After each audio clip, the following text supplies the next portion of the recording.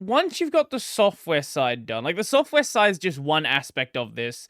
Obviously, the actual machine itself is very important. How, like, obviously, making something physical is going to cost money. How is that going to be handled? Is there going to be some sort of Indiegogo, some sort of fundraiser? Like, how are you going to get the money to actually produce this machine? So right now we're in talks with the manufacturers to kind of know what the price tag is going to be. Sure.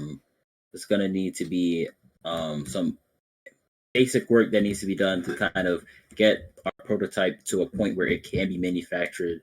So the idea is that, especially early stages, looking into things like Kickstarter, Indiegogo, kind of seeing what the number needs to be. That way we can plan out what would we end up using. Right, right. Um, but there's definitely going to be some sort of pre-order system that we can see, all right, how many units can we get people to be interested into getting, and then figuring out what needs to be done, especially if there's like a gap between what we raise and what we need, figuring out where we can get that money, whether it be through loans, grants, whatever it needs to be. Mm-hmm. So that's sort of down the line still. It's just a matter of working out what it's going to cost, and then that's a Right. future problem. Yeah. Because yeah, like I had to bring that up because it is a very important problem, right? Like building Yeah. building anything is going like it's gonna be a difficult process. Like finding the manufacturers is one thing, and then actually Paying them, getting yeah, them to do the stuff. yeah, That's yeah. yeah. Definitely money is definitely a limiting factor, especially because you don't have the millions of dollars that a lot of big companies have. So the other thing is making sure that everything is at a point where it doesn't need to be done multiple times over, Right, getting right. it to as close to production as possible. That way, when you're going into production, it's not, oh, there's this massive problem and we have to start completely over from the beginning. That's Mm-hmm, something we want to avoid. Just kind of why we're still making sure that everything is trying to get things as close to how it's going to be in production. That mm-hmm. way, we can avoid problems. Yeah. Well, the problems that can be avoided, no matter what you do, there's going to be things that you can't account for. You can deal with as much stuff beforehand. Just any sort of project you're involved in, whether it be software or hardware, something unexpected will happen. Hmm. So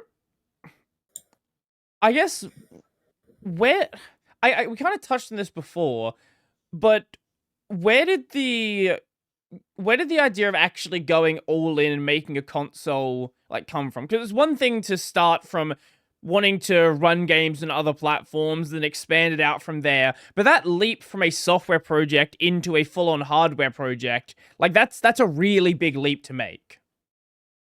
Yeah, and it definitely was a big leap for a lot of staff members when they were we were talking about it, and it was kind of brought up kind of half as a joke, and then it kind of became a, oh, we're gonna commit to the bit type of thing. Mhm. So a lot of people were surprised, but they were very excited to work on something like this. um I'd kind of always wanted to be in the console market for a while. Back in we did like a project where you had to like build a product, and my product was a new Sega gaming console. And that was kind of where the idea was first born in my head. So when everybody kind of brought it up and they were like, yeah, this is something that could be done, and it kind of got into the talking conversation of we could actually do this. Mhm. And then before you know it, we're doing research. We're like, okay, is it possible? And once we Right. kind of saw that it wasn't an impossible task, it became something that we really wanted to do. Mhm. And then it also helped that the gaming market was doing a lot of very bad things at the time. Like this is when a lot of people were complaining about anti-consumer is anti-consumerism, especially with battle passes. Overwatch 2 had just came out, and Ah, that yep, was yep, yep. oh yeah, that was a big piece of it, because they were like, I can't believe this is really where gaming is. And so um it was those little things that would keep happening that kind of encouraged us to be like, hey, we should really actually do this. Hmm. Especially because um the PS5 and Series X had came out not too long ago.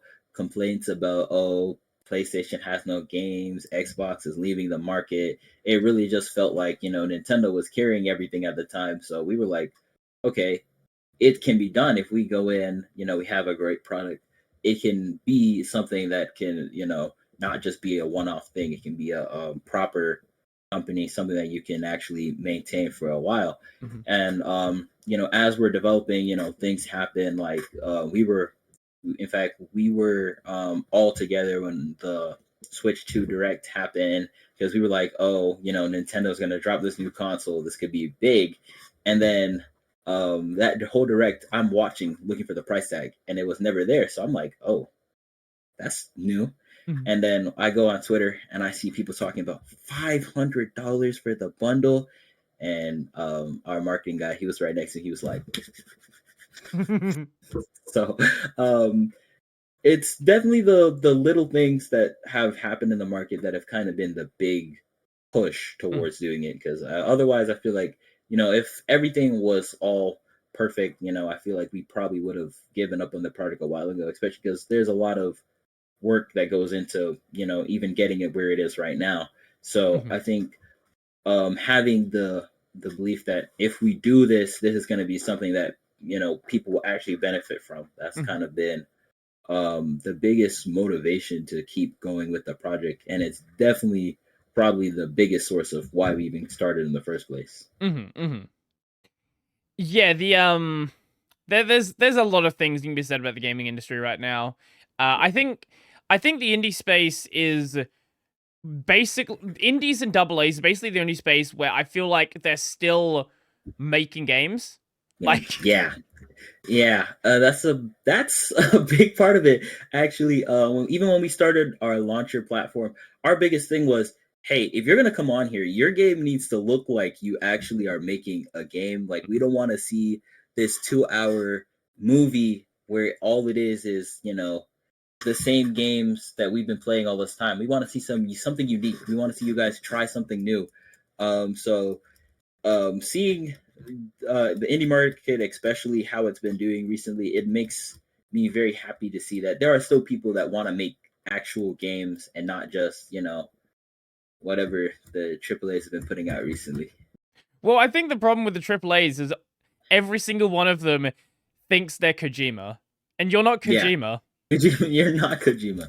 Leave the cinematic masterpiece to Kojima. He's got that. Mhm, mhm. I don't need everybody, trying to make these hyper realistic games. Mhm, mhm. Which even then, hyper realistic games, I don't have anything against them. I Sure, think they can sure. still be done well. It's just, especially because everybody's jumping on the open world trend, and not everybody is going all in with the open world. Like, if you say your game is open world, I better see, like, I'm playing this and I feel like I'm actually in the world. I don't want to go, be in the world and it's just empty, Right. which you want to, when you're making a game, a big part of it is making, I want to be able to feel like I'm there, like that's me. Mhm, i'm mhm, i'm not just controlling the character, I am, the character themselves. mhm, So um building, especially games like that, I just want to see people put effort into making it as good as possible.